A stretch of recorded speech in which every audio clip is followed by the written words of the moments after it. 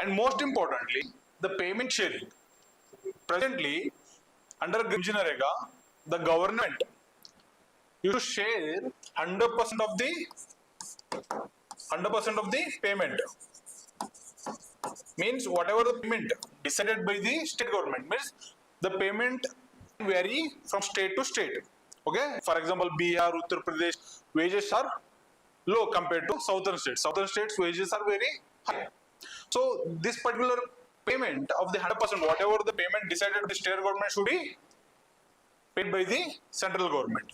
But what are material costs? Means the materials, whatever the work is going, there should be tools to carry that particular work. That particular cost for that tools and all those things should be shared by the center and state within the ratio of 75% and 25%. 25% is paid by the state governments, and 5% can be paid by the central government. These are the very important features with respect to MG Narega, Mahatma Gandhi National Rural Employment Guarantee Scheme.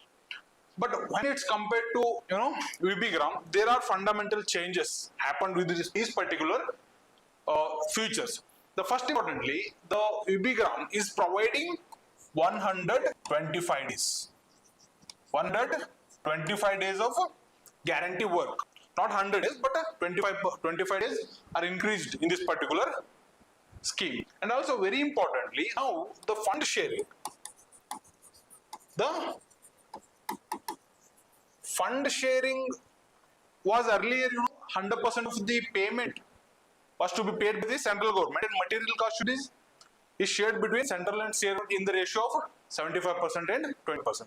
But now fund sharing is 60-40. 60-40. 40 is paid by the state government and 60% is paid by the central government. Both, not material cost and payment cost, but whole the payment, whatever the cost is there, within that cost 60% is paid by the central government, 40% is paid by the central government. This is very drastic because this is increasing the burden on the states. Right, that is very important change has to be taken place in this particular scheme, which is yet to be notified. And very importantly, there are rules which are yet to be laid out by the central governments with respect to the performance A, B, C, and D. The criteria yet to be used for this classification: relative development. But what is the relative development? It is not modified, but it is saying that the development compared urban. That what is the very important criteria is that whatever the work is assigned or taken place in this particular scheme, earlier scheme, MG related, then only that if all the work for MG Narega, whatever taken place has to be completed, then only any particular state can be registered under new scheme.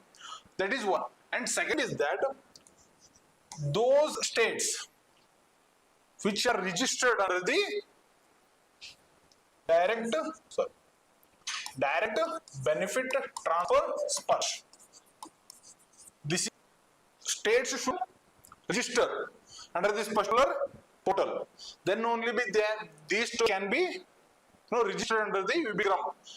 If the states are not registered under this particular DBT, they are not eligible to get benefited from this particular UBGRAM. By announcing that, the DBT SPARSH ensures that direct benefit transfer to the beneficiaries. Okay, now if you are not registering on this particular scheme, you are not able to provide the payment to beneficiaries who are taking place, who are participating in the UBGRAM scheme. There are allegations that different beneficiaries are different, but the payment will be deposited in different accounts, and there are allegations that under Manrega, MG Narega, the funds are diverted.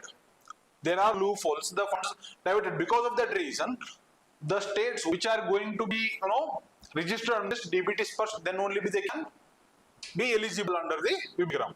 Apparently they are mentioned that West Bengal is not registered, and West Bengal, until and unless West Bengal is going to be registered on this particular division disperse, it is not going to be included under the UPgram.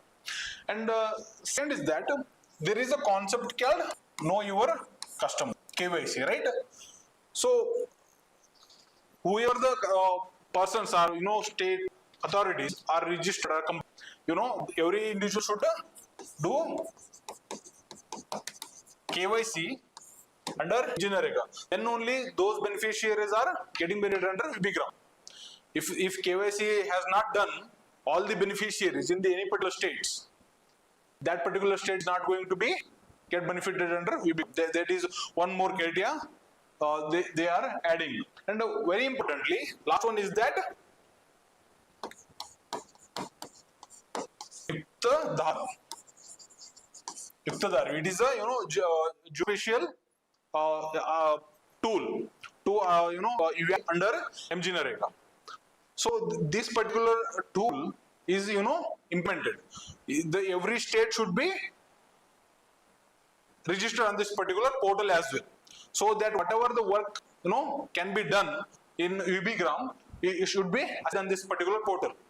Whatever the work, GSP is understanding the work carried by the Gram Panchayat authorities, and also whatever the tools used in that, how much cost might have been incurred, all the assessment should be under the Yuktadhar particular portal. And a very important thing I forgot to mention that UPgram is only available in rural areas. As we mentioned in Manrega, we mentioned that it is available both in urban areas, okay, right? But available for rural people. It is only available for rural people. And social audit, which has made mandatory, means legalized, section 17. Section 17, social audit is with respect to UP. And next is that there is an article in the editorial page. There is an article in the editorial page with respect to one nation, one election.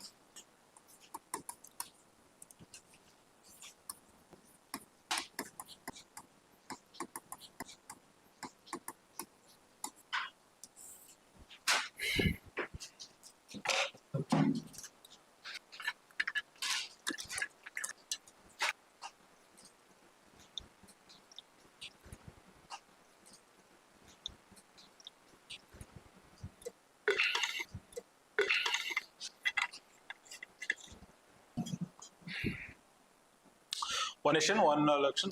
It is written by the same of Tamil Nadu. Okay. The first one is, what is one nation, one election? What is one nation, one election? It is also simultaneous elections. The election are going to be conducted. Lok Sabha, state are going to be conducted. Accordingly, for this particular, are going to be conducted. Accordingly, for this particular, region, central government introduced 129th Constitutional Amendment Act as well as 130th Constitutional Amendment Act. 119th Constitutional Amendment benefits. If you recall, what are the benefits of one nation election? Benefits. If you recall, what are the benefits of one nation election?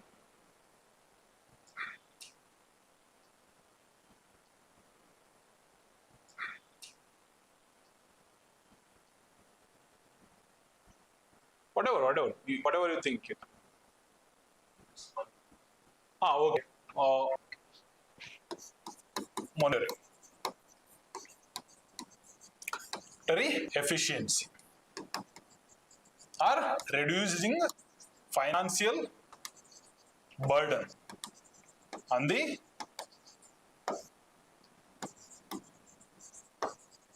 state treasury or the central government treasury. One. And second, any other? Second is that, very importantly, policy paralysis. We can reduce policy paralysis. What is paralysis means?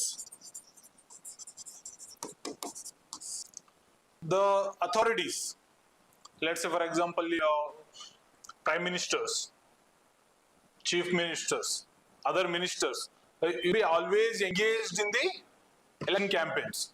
Let's say for example, if state Bengal election campaign, election happening, Narendra Modi, should go to West Bengal and appeal all the voters in West Bengal to vote for his party, BJP, apparently, right?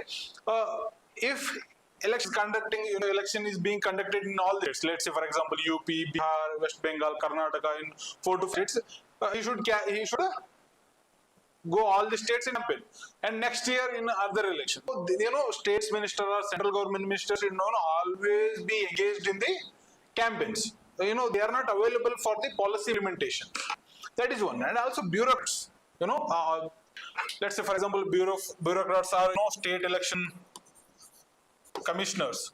All these bureaucrats will be always be engaged in the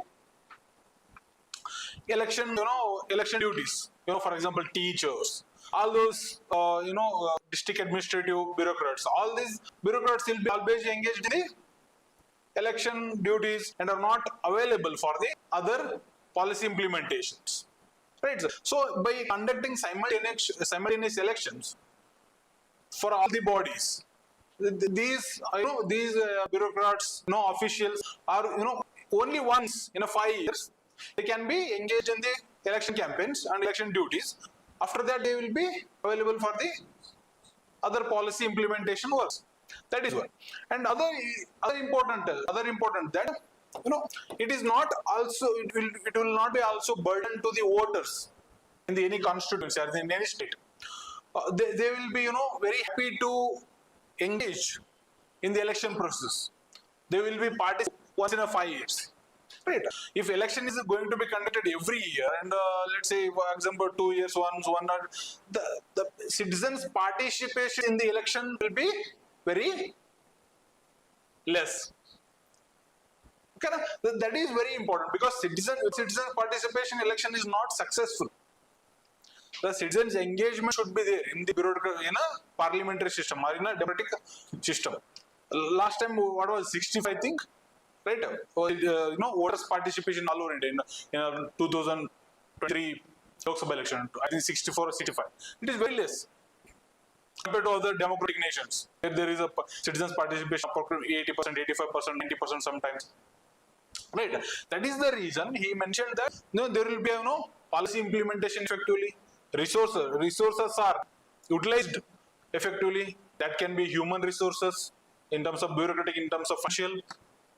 Right. All the ministers, prime ministers, chief ministers also all be engaged in the other area. Very important public matters, not in the election campaigns. These are the fundamental benefits. Important, he discussed in detail about one very important aspect, that is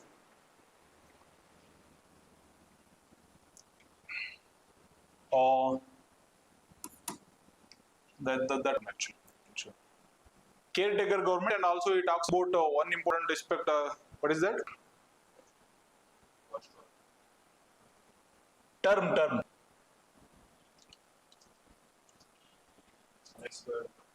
Unexpired term. He talks about unexpired term. He talks about the Article 8 talks about the terms. 5-year terms for Lok Sabha, as well as Article 83 talks about 5 terms for Lok Sabha, and apparently Article 172 talks about 5 years for state legislative assemblies, right?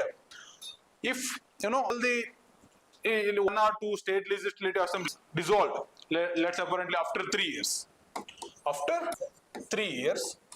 So after 3 years, the mandate, he talks about importantly is the mandate. The first election, whatever election conducted in this election, mandate was different. If the next government, midterm government. He calls about midterm government. He on the 129th constitutional amendment also talk about the midterm government. The government after 3 years dissolution of the state legislative assembly is, if elected, this government is functioning only for the rest of the 2 years, right? So the first initial years the mandate was different. Now in 2 years the mandate will be different, and also this 2 years government will not work general election. This is midterm, right? The 2 year period is called midterm.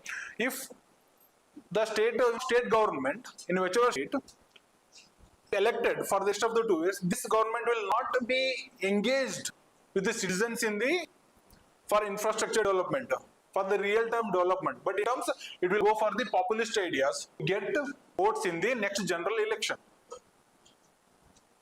That is very important thing has been mentioned in the article.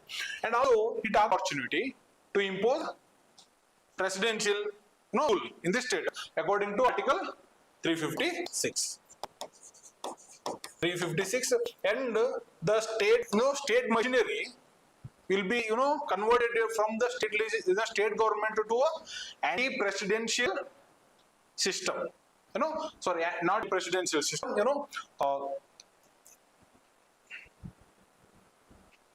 I'm not getting that term actually mentioned. Very important, beautiful one. I think presidential system. That is one important semi-presidential system. Yeah, semi. So next article commission with respect to devolution of funds to the local bodies. Local, especially urban local bodies, not local bodies, especially urban local bodies. Before discussing what are the things mentioned in the article, I would like to mention some of the very important basics. Then I will discuss all about the all the things which are mentioned in the article. The first is that article 280 says that there should be a finance commission every 5 years.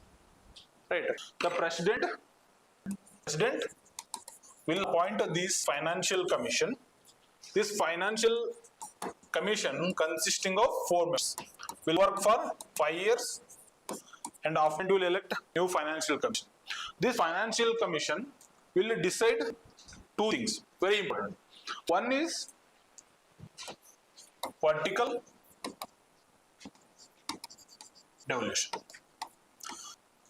Vertical devolution means the devolution of the funds within the divisible pool of taxes between the states and the central government and the state governments.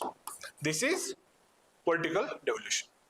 Horizontal devolution is nothing but this particular after the whole central governments, right? Whatever the funds received from the divisible pool of taxes will be distributed to the different states. This is called horizontal distribution of funds. That is divisible pool of taxes. I think you had. I will also mention one of those. Divisible pool of taxes is nothing but these are the tax receipts, which central government receive, consisting of all the taxes except cess and surcharge. Surcharge and tax is not full of taxes. Okay, cess and surcharge is approximately 23% of the all the revenue, tax revenues. That is very important. Then that is 23% of the tax receipt are in form of cess and surcharge, and it is not part of the divisible pool of taxes. And this central government is not mandatorily to share this. If central government intends, if it shows interest, it can share these funds with the state governments. But if it doesn't want to, it is not mandatory to share. Okay, that is very important.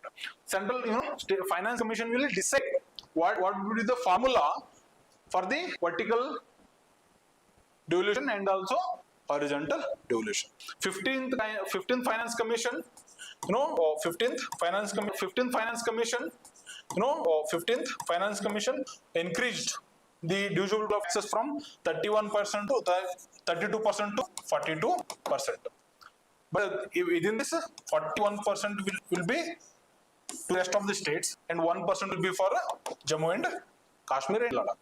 Okay, this was the formula, and 16th Financial Commission also following this formula as well. Okay, very important basics with respect to your UPSC examination.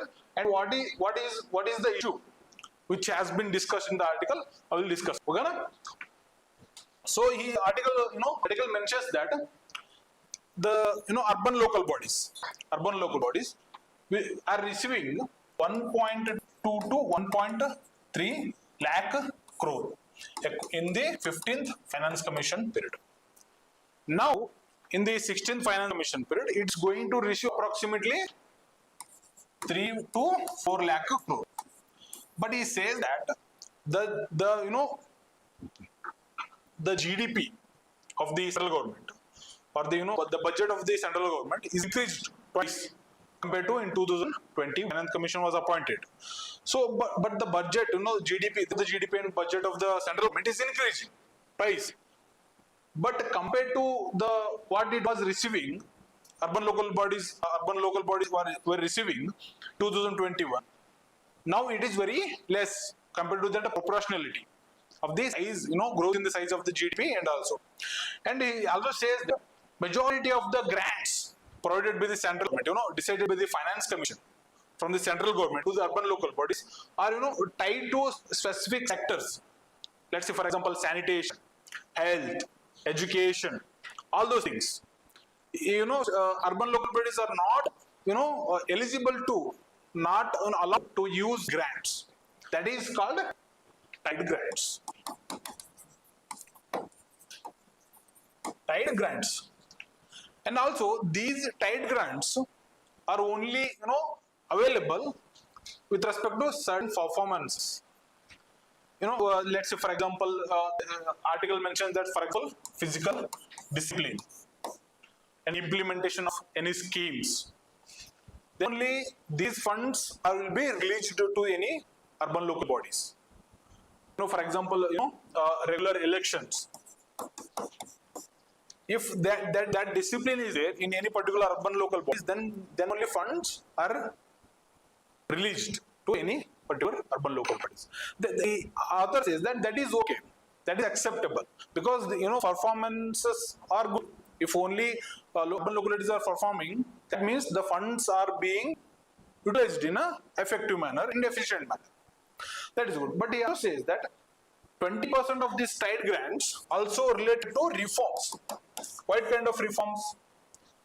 Urban local bodies, if they are, eligible, if they are capable to generate revenue on their own, if they are generating their own revenue and they are not dependent on state governments and central government for any financial incentives, any financial burden. So after that, if they are making progress in generating their own revenue, says that approximately 12,000 for household. The article mentions that 12,000 for household. If any urban local bodies funds are not available for the running machinery in the urban areas, that is the issue. And very importantly, he state, because the urban local bodies are a state subject. In the 74th Constitutional Amendment Act, 74th Constitutional Amendment Act said that the state government should implement this particular law, and the state government should conduct elections. Article 243K provides, election commissioner, right, in the state government for conducting urban local, elections for the panchayats. This state election, state government are part of cess and surcharge. 16th Finance Commission talking about it, suffering from this particular financial imbalance. This financial imbalance, and also he mentioned that 16th Finance Commission is not talking about climate change. What will be the impact of climate change on the urban local bodies. The burden urban local bodies can carry after climate change. It has to take certain measures to mitigate the impact of climate change, global warming, whatever that. Urban heat islands.